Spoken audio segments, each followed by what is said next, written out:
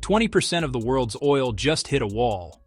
The Strait of Hormuz, the narrow S-curve between Iran and Oman, has effectively closed after the Iran war escalated.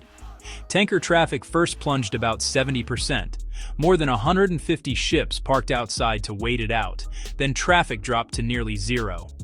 That shutdown choked off roughly 20 million barrels of oil per day, about 20% of global seaborne oil LNG from Saudi Arabia, LNG from the UAE, LNG from Iraq, LNG from Qatar.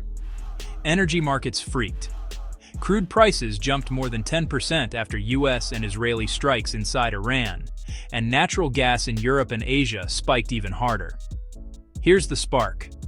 A joint US-Israeli operation hit Iran late February, with President Trump announcing major combat operations.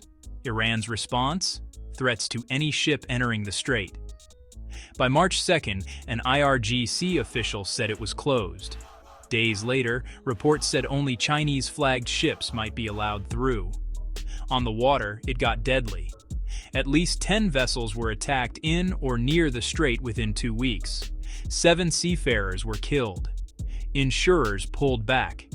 Captains refused to run a gauntlet of drones and missiles. Iraq started shutting in production because it had nowhere to store oil. Analysts are calling this the biggest energy shock since the 1970s embargo. And yet, a trickle continues. Iran is still shipping to China, about 1.22 million barrels per day, down from 2.16 million in February, as Beijing stockpiles.